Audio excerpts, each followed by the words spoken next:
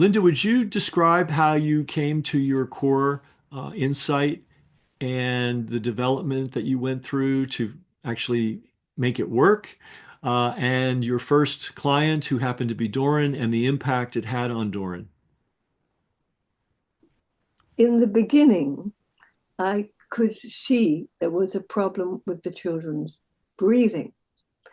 And but I hadn't looked at the diaphragm as being this critical organ.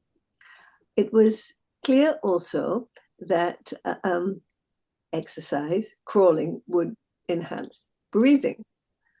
And Doran did a lot of it. I was still much more focused on the chest muscles, and I watched him when he was small respond well. And then as he began to put on height and weight, to plateau, even though he was now walking. I hadn't really understood that to some extent we had enhanced the respiratory capacities of the diaphragm specifically.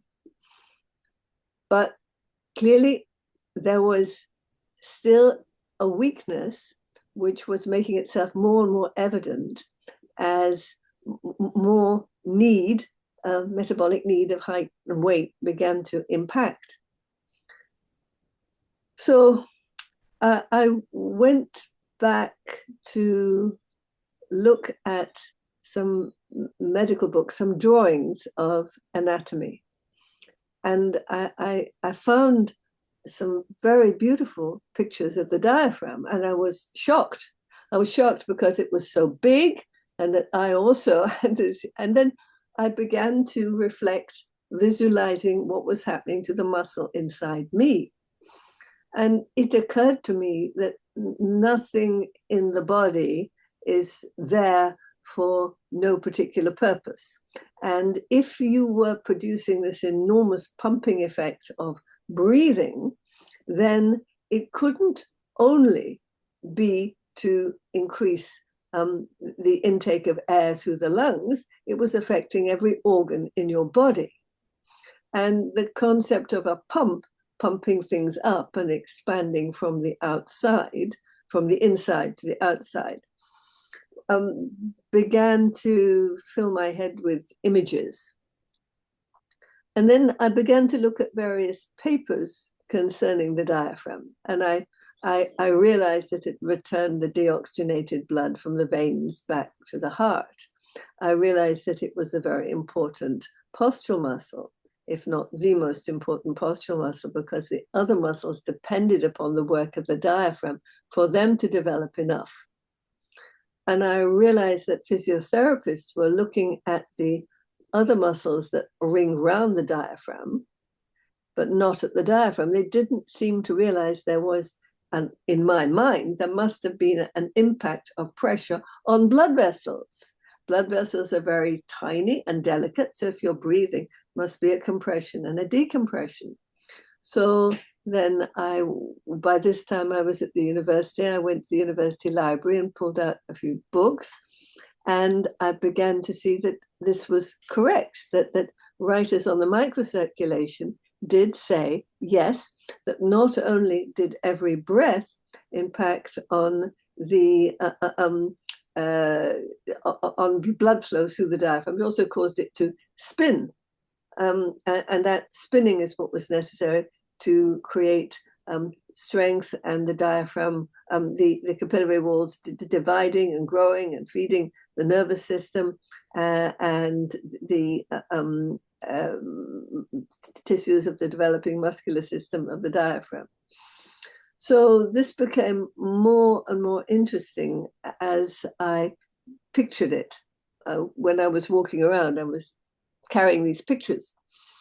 So every time I went back, I found a little more about the diaphragm's capacities, that it moved the lymph, it changed respiratory rate and depth in relation to different metabolic needs. It was connected to all the internal organs, and of course it was connected to the lungs, so that, and it descended when we breathe in. And that the degree of the descent was also an eye-opener for me, because this explained how the pelvis, which is quite folded in a newborn and takes a while to open out, but coincided with the development of the diaphragm and the increase of blood flow through the circulatory system, which also depended, of course, the mutual interaction, the increase of blood, which meant there was an increase in blood vessel infrastructure. So all looked very, very, very beautiful. And I could see that Doran was losing some of his sparkle, because his body felt heavy, and his balance was not so good. His digestive system didn't seem so good. It just was beginning to look like somebody who had been physically restricted for a long time, although he hadn't been physically restricted. Mm-hmm.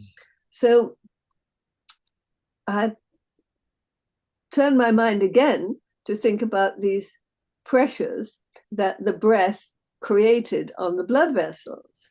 And I thought, well, surely I can create that on the outside. And I could see that Doran's diaphragm was weak, because it flared out to the sides, little kind of roof around, and his belly, although he was quite slim, was still protruding just at the bottom of the sternum, where the diaphragm was. So I realized that the actual structure of the diaphragm was defining his shape, was causing his musculoskeletal shape.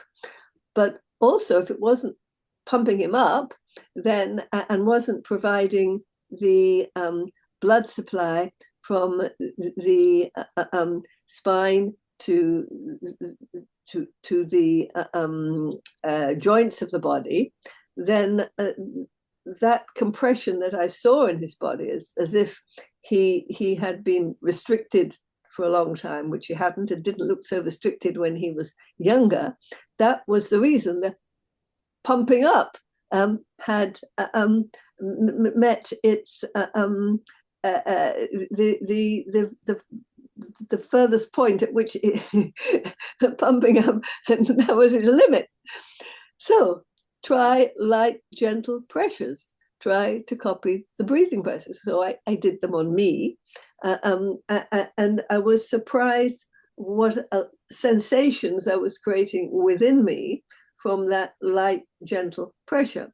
So then I started to apply them to Doran, and to maximize the time spent on Doran, I taught his sister to apply them to Doran. And to our great surprise and interest, not only did he become better balanced, but he proceeded to grow out of his trousers. He was growing taller. And it was quite funny and strange, because here he was, 26, and had several new pairs of trousers. And I was just wondering if he was going to get through a doorway without having to bend down. But eventually, instead of going up, he began to fill out. And this, when I then went back to the literature, I began to understand why differences were occurring, why he was being able to think more quickly, assess his situation more quickly, be less emotional, be more able to articulate. I mean, he's profoundly deaf, and yet I was now finding that his speech was much more like the speech of a typical person, and not restricted to his throat. And also, of course, he was, because hearing isn't just connected to the hairs in the cochlea. It's a transmission of the information from the hairs in the cochlea to the brain. And clearly, if his whole circulatory system was getting better, and if he was pumping blood more efficiently from his big toe back to his heart, the likelihood was there was more blood supply getting to his brain. And also, I was beginning to see that the very tight trapezius muscle up here, which I presume was so tight you think that it was probably restricting blood supply to the brain, and the tightness of his neck, these were all reducing. So it seemed that from a very deep perspective, everything was moving out, allowing more blood flow. And the blood flow was then affecting the capacities that he had, and beginning to allow him a foundation, a new foundation on which to build. So that's really, it took a while to come to that point. When I got to it, it seemed so incredibly obvious to me. I always felt I just woke up one morning and I knew it. And I forgot about all the papers that had been around my bed and the years of going backwards and forwards to the library, trying this and trying that, because I did try other methods to do this, but they didn't work. So